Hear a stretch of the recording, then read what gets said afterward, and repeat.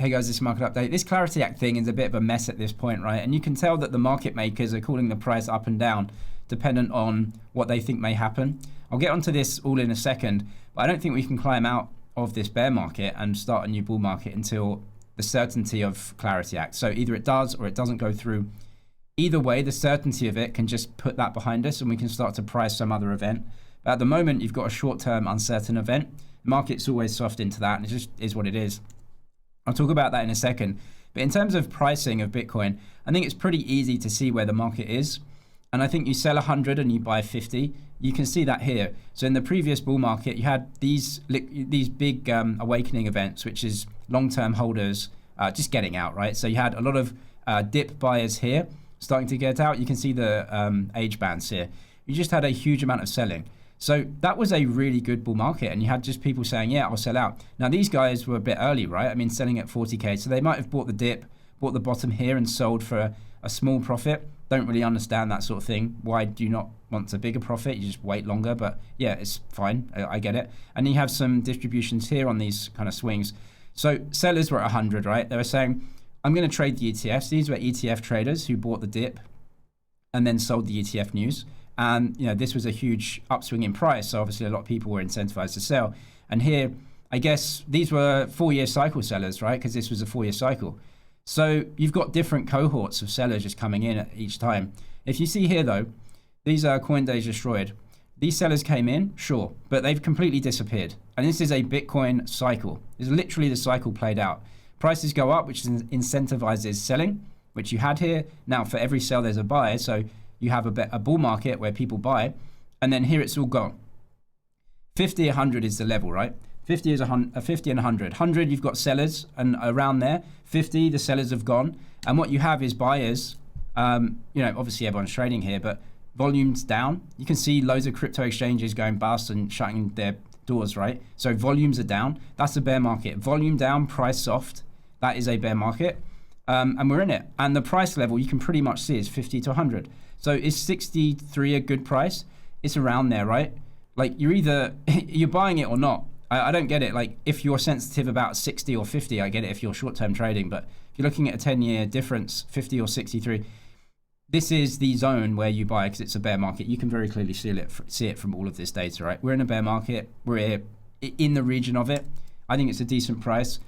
You've got to have a 10-year view with this stuff. I don't see how you can day trade all of this short-term price movements is such a volatile asset. This is the bear market. Buy it and shut your eyes. Same if the Nasdaq's in a bear market, right?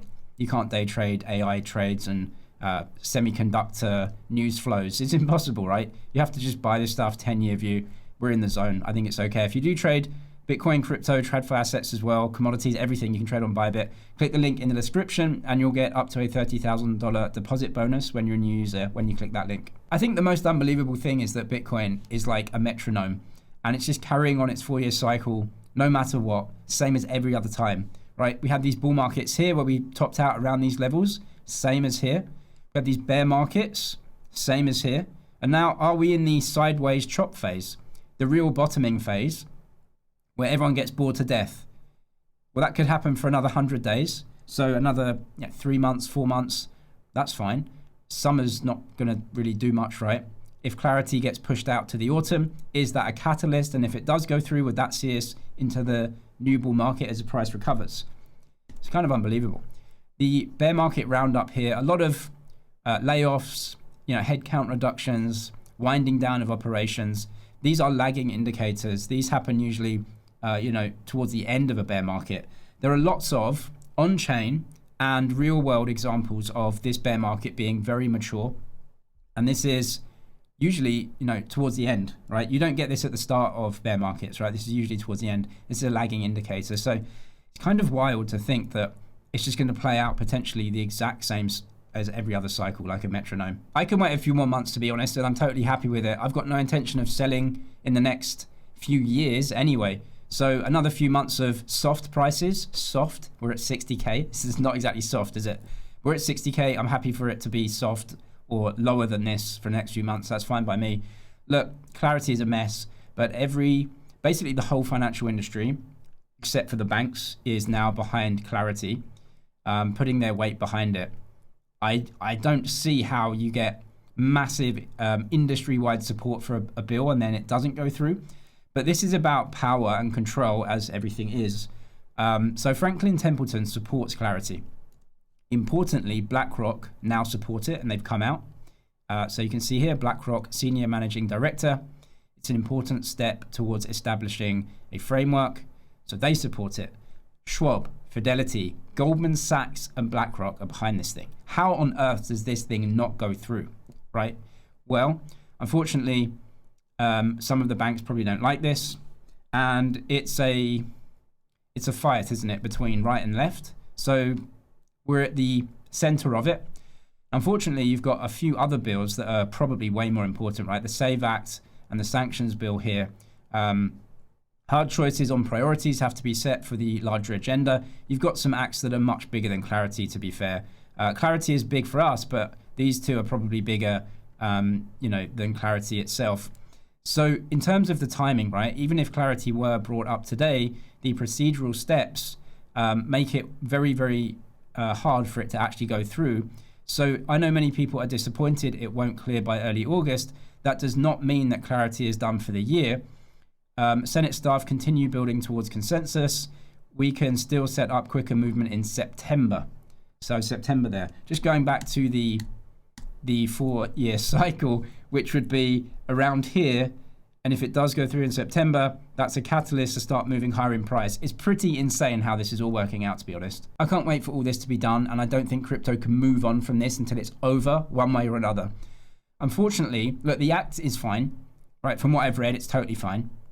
For example, the one reason, if there's one for the Clarity Act to go through, is the segregation of customer assets.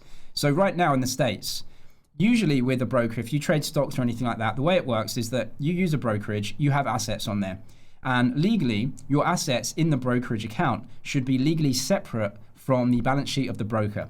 So if the broker goes bust, your assets technically aren't held by them. They're held by a separate legal structure, which means the broker can go bankrupt and bust. Your assets are there. You can take them out to another broker and you're fine. Unfortunately, right now for crypto, that isn't how it works in the States. So if you have your assets in Coinbase and Coinbase go bust, your assets are theirs and you're part of the bankruptcy estate. This should not be how it works, but it is right now. The one thing in the Clarity Act says, let's separate client assets from the assets of the business. This is a massive, like if there's even one reason why it should go through, that's it. The UAE even brought this through this year. Binance have signed up for this, where if you hold your assets at Binance, your assets are legally separate from their business. So even if the Binance brokerage went bust, your assets wouldn't be part of their bankruptcy estate. And so this is really important for the US. Unfortunately, we're in the middle of a massive battle for regulatory dominance, regulatory capture, and a battle of entrenched interests. New York has typically been the financial center, which means it has a massive chokehold on financial markets, and it doesn't want to give up the power it has. Now, the New York Attorney General is Letitia James, who's a Democrat, and the Republicans want this to go through because if you look, who does the Clarity Act actually support? Well, it supports less power in New York and more power in a decentralized fashion. And you've got BlackRock and Citadel, I believe, setting up an exchange in Texas. You can see what's happening here, right? They're trying to move the power out. And of course, New York doesn't want the power to leave. So you've got this battle, which is much bigger than just consumer protections in Clarity. If the New York didn't have an ulterior motive here, then I might believe what she's saying, etc., right? So you've got the left, who are currently in charge in New York. Letitia James, New York Attorney General, doesn't want to give up their power that they have over financial markets. And the Clarity Act is part of that, which is the other side. So unfortunately, consumer protections are only going to be passed if this battle can somehow work itself out. So having BlackRock and Fidelity and Schwab and Goldman Sachs support this, yeah, they would, because they would have more power if the Clarity Act goes through. That doesn't mean it will go through because unfortunately the Democrats have to vote it through. Are they going to get this, or is the party going to say, no, we don't want to relinquish power? So this is much bigger than, unfortunately, it's not just consumer protections. This is a power play, and we're going to have to just see how this plays out if it does go positively for us or not. If you do trade Bitcoin or crypto or anything else, you can click the link in the description. Sign up to Bybit, make a deposit. They'll give you a deposit bonus to trade with. Anything you deposit, they will give you a bonus up to 30,000. I'm James, it's MoneyZG. Cheers for watching, and I'll see you in the next one.